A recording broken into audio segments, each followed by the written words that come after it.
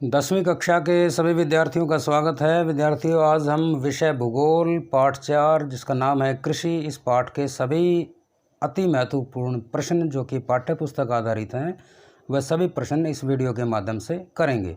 तो आइए शुरू करते हैं। सबसे पहला प्रश्न है कि कर्तन दहन प्रणाली क्या होती है। विद्यार्थियों, कर्तन दहन प्रणाली, इसका दूसरा नाम है झूम की खेती। अगला प्रश्न है कि भारत में कितनी प्रतिशत जनसंख्या आज भी कृषि कार्यों में संलग्न है, कृषि कार्य करती है। तो विद्यार्थियों, कुल मिला के 70% जनसंख्या यानी कि 2/3 भाग जो है आज भी कृषि कार्यों में संलग्न है, जुड़ा हुआ है। अगला प्रश्न है कि झूम की खेती किस भाग में, भारत के किन राज्यों में यह बोई जाती है।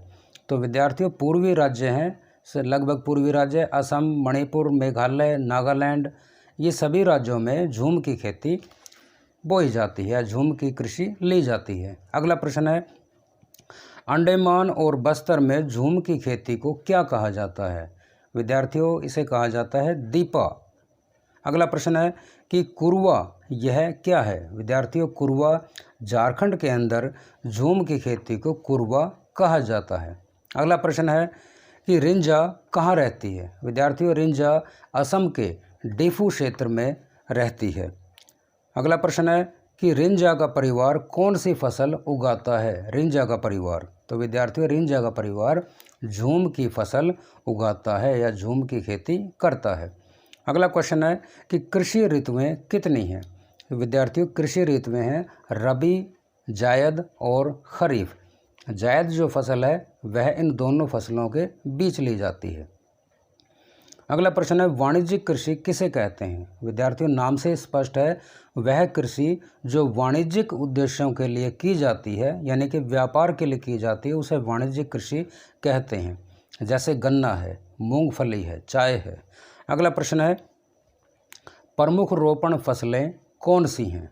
तो विद्यार्थियों, प्रमुख रोपण फसलों में चावल, चाय, गन्ना, कहवा, कॉफ़ी, ये सारे के सारे जो हैं ये रोपण कृषि के उदाहरण हैं। अगला प्रश्न, रबी की फसल कब बोई जाती है और कब काटी जाती है। विद्यार्थियों, यह फसल सितंबर अक्टूबर में बोई जाती है और मार्च अप्रैल में यह काट ली जाती है। अगला क्वेश्चन है कि जायद फसल यह क्या होती है। विद्यार्थियों, थोड़ी देर पहले हमने बताया भी था कि रबी और खरीफ दोनों फसलों के बीच में जो फसल ली जाती है उसे जायद फसल, जायद कृषि कहते हैं। जैसे ककड़ी, खीरा, ये जो फसलें हैं, या तरबूज, खरबूज, ये फसलें जायद फसलों में आते हैं। अगला प्रश्न है कि किस फसल को लेने में लगभग 1 वर्ष का समय लग जाता है।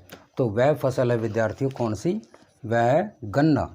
अगला प्रश्न, चावल उत्पादन में विश्व में पहला और दूसरा स्थान किसका है। चावल उत्पादन में, तो विद्यार्थियों, पहला जो स्थान है वह चीन का है और दूसरा स्थान भारत का है। अगला प्रश्न है कि भारत में अधिकतर लोग कौन सी फसल खाते हैं, उपभोग में लाते हैं। तो सबसे अधिक फसल विद्यार्थियों चावल। अगला प्रश्न, चावल के लिए कितना तापमान यानी कि बोते समय कितना तापमान होना चाहिए। तो विद्यार्थियों, तापमान होना चाहिए 25 से 30 डिग्री सेल्सियस। नेक्स्ट क्वेश्चन है कि भारत की सबसे बड़ी दूसरी खाद्यान्न फसल वह कौन सी है। तो बड़ी खाद्यान्न फसल है विद्यार्थियों गेहूँ। अगला प्रश्न, गेहूं के लिए औसत वार्षिक वर्षा कितनी होनी चाहिए। गेहूं के लिए, तो विद्यार्थियों, औसत वार्षिक वर्षा चाहिए इसके लिए 50 से 75 सेंटीमीटर। अगला प्रश्न, क्षेत्रफल और उत्पादन की दृष्टि से तीसरी महत्वपूर्ण फसल जो है वह कौन सी है। तो विद्यार्थियों, वह फसल है ज्वार, जो कि मध्य भारत में यानी कि मध्य प्रदेश, महाराष्ट्र, इन राज्यों में यह उगाई जाती है। कर्नाटक भी इसके साथ में आता है। अगला क्वेश्चन है कि विश्व में दालों का बड़ा उत्पादक और उपभोक्ता वह कौन सा देश है। तो वह देश है विद्यार्थियों भारत, इंडिया। नेक्स्ट क्वेश्चन, गन्ना उत्पादन में पहला और दूसरा स्थान किन देशों का है। तो विद्यार्थियों, गन्ना उत्पादन में पहला और दूसरा स्थान है ब्राज़ील का और उसके बाद में भारत का। अगला क्वेश्चन, तिलहन उत्पादन में अग्रणीय देश कौन से हैं? तिलहन उत्पादन में तो अग्रणीय देश हैं विद्यार्थियों चीन और भारत। अगला प्रश्न है कि कौन सी फसल उत्तर भारत में खरीफ और दक्षिण भारत में रबी की फसल के रूप में बोई जाती है? तो यह फसल है विद्यार्थियों तिल की फसल, तिल। अगला प्रश्न, भारत में बोई यानी कि उगाई जाने वाली जो कॉफ़ी है इसकी किस्म का नाम बताएं, कौन सी किस्म है? तो विद्यार्थियों इसका नाम है अरेबिका और यह मूल रूप से यमन देश से लाई गई है, यानी कि यमन देश इसका मूल देश है कॉफ़ी का। अगला क्वेश्चन है कि भारत में कॉफ़ी की बुआई यानी कि इसकी शुरुआत कहाँ से की जाती है? तो विद्यार्थी इसकी शुरुआत बाबा बुंदन की पहाड़ियों से, जो कि नीलगिरी पर्वत श्रेणियों के अंदर आती हैं। अगला प्रश्न है कि फसल और सब्जी उत्पादन में भारत का विश्व में कौन सा स्थान है? तो विद्यार्थियों भारत का स्थान है दूसरा और पहला स्थान है चीन का।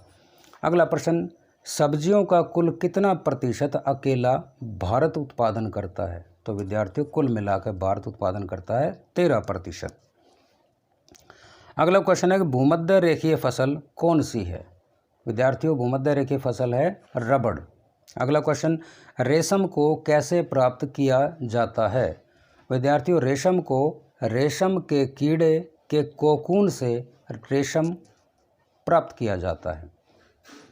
नेक्स्ट, कपास उत्पादक प्रमुख राज्यों का नाम बताएं, राज्यों के नाम बताएं। विद्यार्थियों जहाँ पे काली या रेगड़ मिट्टी होती है वहीं पे कपास भी उगाई जाती है, तो इनके राज्य हैं गुजरात, मध्य प्रदेश और महाराष्ट्र। अगला क्वेश्चन है कि सुनहरा रेशा किसे कहते हैं? तो विद्यार्थी सुनहरा रेशा कहते हैं जूट को, जूट की फसल को। अगला क्वेश्चन, भूमि सुधार किस पंचवर्षीय योजना का लक्ष्य रहा? तो विद्यार्थी यह रहा पहली पंचवर्षीय योजना का मुख्य लक्ष्य। अगला प्रश्न है कि भूदान आंदोलन किसने चलाया? तो विद्यार्थियों भूदान आंदोलन चलाया विनोबा भावे ने। अगला क्वेश्चन है, अच्छा विनोबा भावे जो थे ये महात्मा गांधी जी के आध्यात्मिक गुरु भी थे। अगला प्रश्न, आंध्र प्रदेश के किस गांव में विनोबा भावे ने भूदान आंदोलन चलाया था? तो विद्यार्थियों यह गांव का नाम था पोचमपल्ली। अगला क्वेश्चन, पोचमपल्ली में भूमिहीनों को 80 एकड़ भूमि किसने प्रदान की थी? तो यह व्यक्ति थे रामचंद्रन रेड्डी, जो कि विनोबा भावे से काफ़ी प्रभावित थे।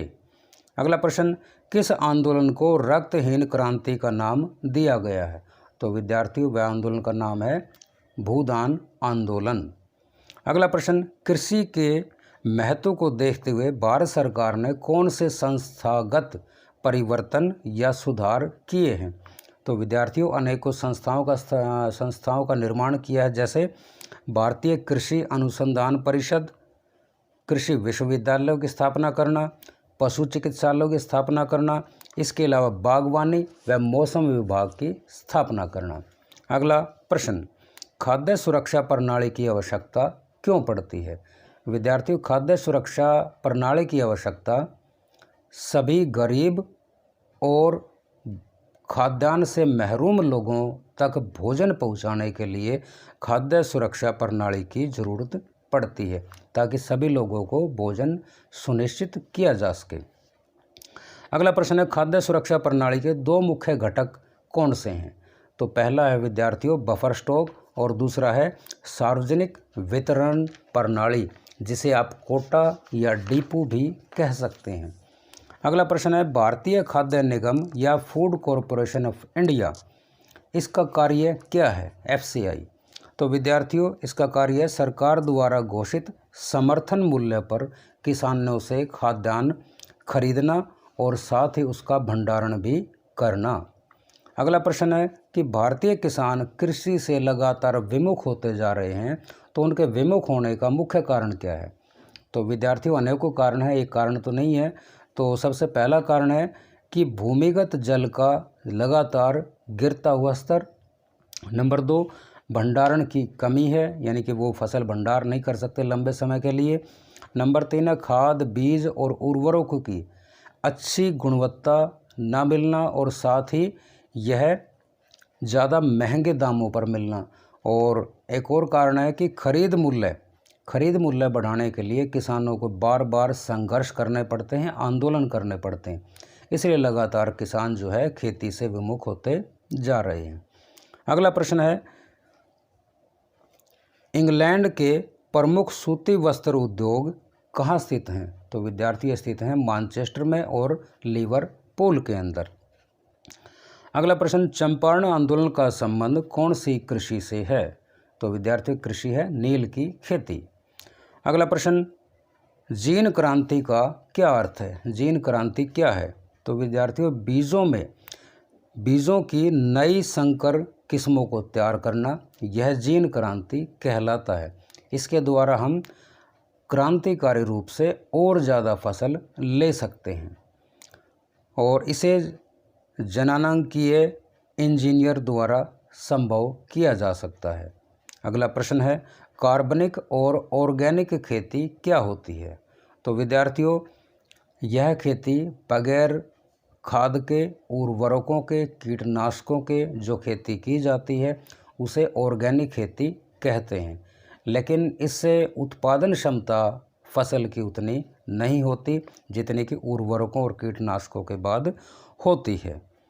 अगला प्रश्न, अच्छा, साथ में ये भी कहा जाता है कि कार्बनिक कृषि करने से भूमि की उर्वरा शक्ति बढ़ जाती है, लेकिन फसल की उत्पादकता या फसल का उतने बड़े पैमाने पर उत्पादन नहीं होता। भूमि की उत्पादकता बढ़ जाती है लेकिन बहुत धीरे धीरे। अगला प्रश्न है कि बायोडीजल फसलों का कोई एक उदाहरण बताएं। तो विद्यार्थियों, जेट्रोफा और जेजोबा ये दो फसल हैं जो बायोडीजल फसलों के उदाहरण हैं। तो विद्यार्थियों, इसी के साथ आज का वीडियो समाप्त होता है। आपको ये वीडियो कैसी लगी आप कमेंट करें, इस चैनल को शेयर करें, सब्सक्राइब करें और लाइक अवश्य करें। धन्यवाद।